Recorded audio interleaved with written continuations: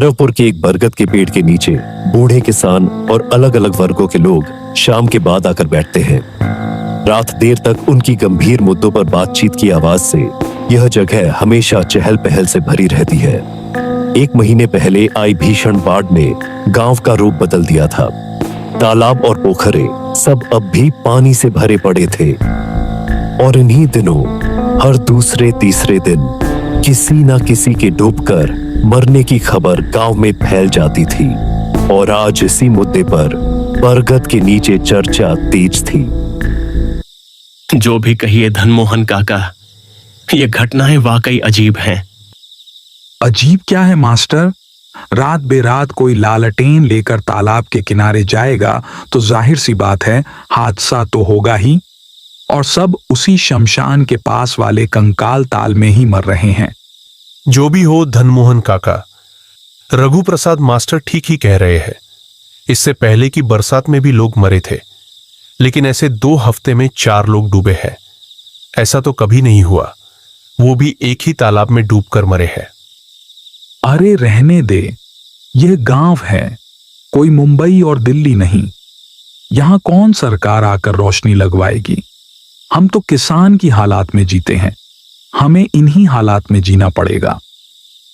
फिर भी काका, यह सोचने की बात है कि पूरा भैरवपुर झील और तालाब से भरा है, लेकिन सब मौतें उसी एकमात्र कंकाल ताल में क्यों हो रही हैं? हाँ, यही तो गांव में बहुत तालाब है, लेकिन मौतें सिर्फ उसी कालकूट श्मशान वाले कंकाल ताल में ही हो रही हैं। वहां 2-3 और आदमी भी बैठे थे, लेकिन वह इनकी बातों को चुपचाप सुन रहे थे, क्योंकि इस गांव में बड़े बुजुर्ग लोग जो भी बात करते हैं, आम लोग बीच में बोलना ठीक नहीं समझते।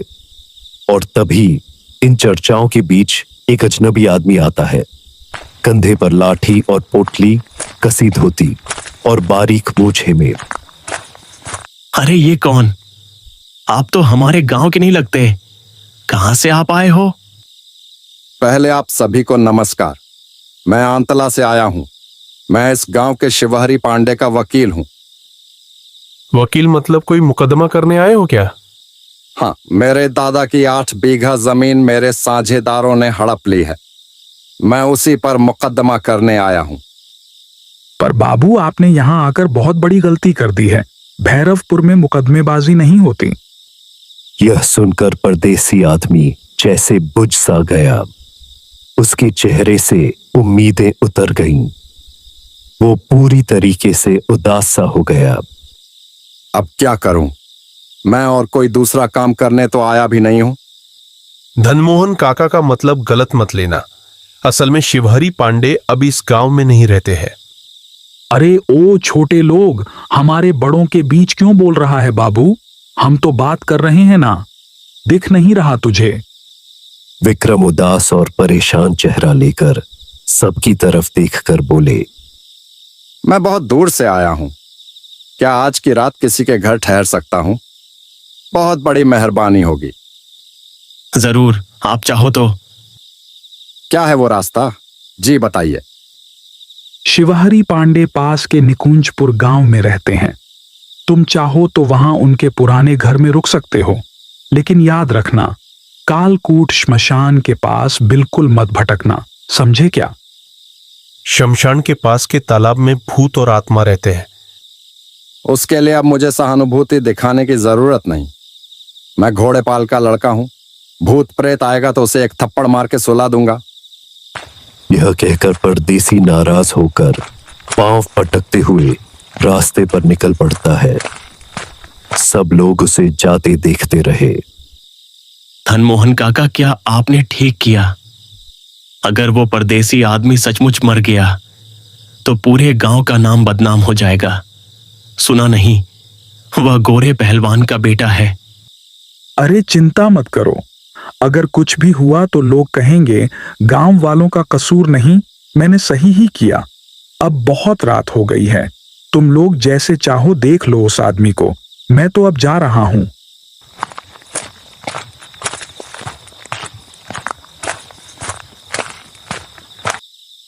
मामला ठीक नहीं लग रहा। वो आदमी परदेसी है। अगर कुछ हो गया तो हम गांव वालों को कैसे सफाई देंगे? हाँ, सही कहा। मैं क्या कहता हूं, क्यों ना हम बीर सिंह काका के पास चले क्या? सभी ने इस बात से सहमति जताई और वहां से सभी उठ खड़े हुए। सब लोग बीर सिंह काका के घर की ओर रवाना हो गए। दूसरी तरफ परदेसी सोच रहा था, अगर उसे पता होता कि इस गांव के लोग इतने कठोर और बेरहम हैं, तो शायद मदद मांगता ही नहीं। अब धीरे धीरे वह कंकाल ताल के किनारे कालकूट शमशान की ओर बढ़ता चला जा रहा था। लंबे ताड़ के पेड़ों के बीच से गुजरते हुए उसका मन घबराने लगा। वह भूत प्रेत में विश्वास नहीं करता था, लेकिन सुना था कि यह रास्ता ठीक नहीं है। यहां अक्सर कुछ न कुछ घटनाएं होती रहती हैं। और तभी चलते चलते अचानक उसके सामने एक परछाई खड़ी हो जाती है।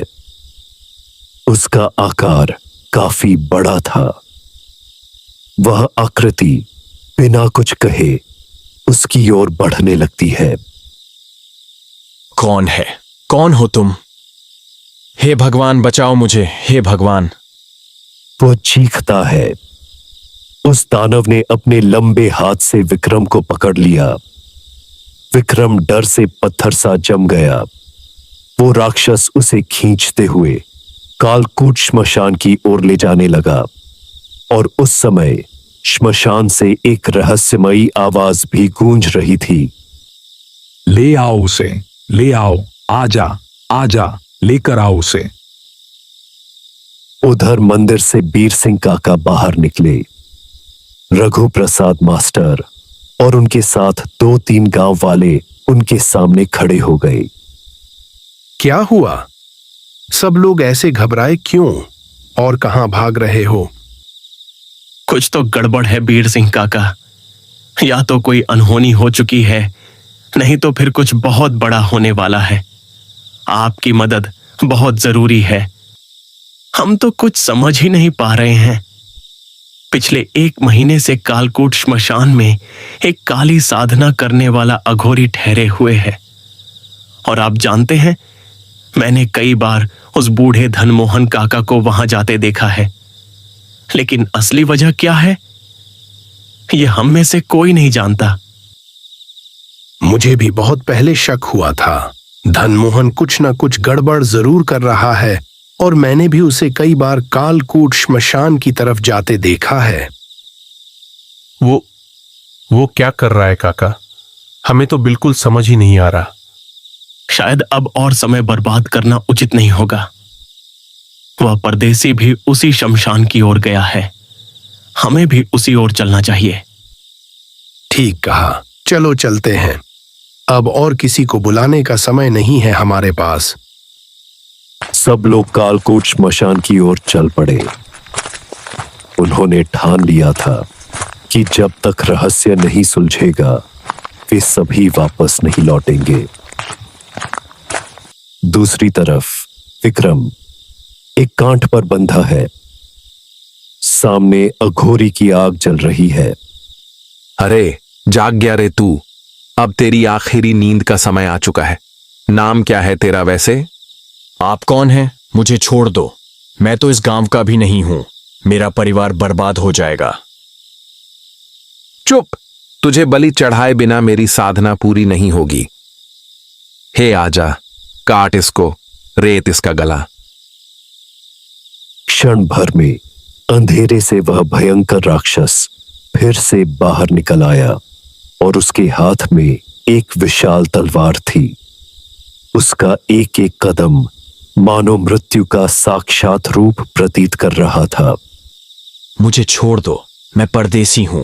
मेरा परिवार उजड़ जाएगा। मेरा जीवन नष्ट हो जाएगा। इतने में धनमोहन काका भी वहां पहुंच गए। उनका चेहरा अब इंसान से ज्यादा पिशाच जैसा लग रहा था।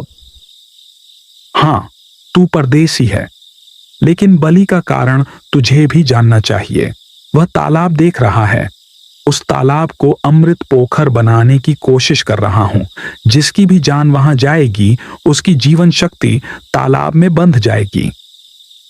अघोरी और धनमोहन को क्या पता था, झाड़ियों के पीछे मास्टर बीर सिंह और बाकी गांव वाले उन्हें चुपके से देख रहे थे।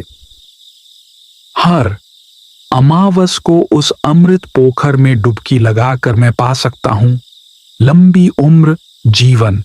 बहुत बड़ा भोग है रे। यदि अमृत पोखर की साधना पूरी हो गई तो इस बार की अमावस्या में मैं पा लूंगा अमृत का वरदान। बस बहुत हो गई तेरी बकबक। अब मैं साधना पूरी करता हूं। जय काल पिशाच, जय काल पिशाच। ओए मेरे चेले, अब तू अपना काम कर, खत्म कर इस ठोकर को। इतना कहते ही राक्षस विक्रम का गला काटने जा रहा था। विक्रम कांपते हुए आंखें बंद कर लेता है, लेकिन तभी झाड़ियों से एक जलता हुआ मशाल राक्षस के सीने पर आ गिरा। उसका पूरा शरीर आग में झुलस उठा। कौन, किसने किया यह? किसकी इतनी हिम्मत हुई रे? किसने किया? झाड़ियों से बीर सिंह, काका और बाकी गांव वाले निकल आए। मशाल फेंकी थी रघु प्रसाद मास्टर ने। धनमोहन, लालची बूढ़े, तुझे अब भी भोग का लालच गया नहीं। अघोरी के साथ मिलकर तू यह कुकर्म कर रहा था। कितने लोगों की जानें ले ली तूने? हां, कर रहा था तो क्या। मैं प्रकृति के नियम से मरना नहीं चाहता। मैं अमर होना चाहता हूं। अमर अमर रहूंगा मैं। रघु प्रसाद मास्टर ने विक्रम का हाथ खोला। विक्रम का हाथ खुलते ही वो गुस्से से लाल होकर धनमोहन की तरफ बढ़ा। इसे क्यों छोड़ा? ये मेरा शिकार था। मेरी साधना अधूरी रह जाएगी। उसकी बात पूरी भी ना हुई थी कि गांव वालों ने उस अघोरी बाबा को पीट पीट कर मार डाला। बीर सिंह काका जी, इस धनमोहन को मेरे हवाले कर दीजिए। इसे और जीने का कोई अधिकार नहीं। आज मैं इसको मौत के घाट उतार के ही रहूंगा। रुको, ऐसा मत करो। रुको नहीं, इसे मत मारो। यह मृत ब्रह्म राक्षसों की आत्माएं हैं जो उसे नियंत्रित कर रही हैं। अगर तुमने इस समय इसे मार दिया तो उन आत्माओं को मुक्ति नहीं मिलेगी। लेकिन विक्रम, जिसे बचाकर जोश आ गया था, किसी की नहीं सुनता। उसने उस बूढ़े धनमोहन को इतना मारा कि मार मार कर मार डाला। बीर सिंह, रघु प्रसाद और कुछ और लोग रोकने की कोशिश करते हैं, पर विक्रम ने किसी की बात नहीं मानी। तो इस तरह भैरवपुर गांव ने अपनी आंखों से देखा कि धनमोहन कैसे तांत्रिक के साथ मिलकर गांव वालों के साथ काली साधना कर रहा था, जिसकी सजा अब उसे मिल भी गई। लेकिन अब गांव वालों ने कसम खाई कि अब कोई भी रात में शमशान की ओर कदम नहीं रखेगा। और इसी के साथ आज की कहानी यहीं समाप्त होती है।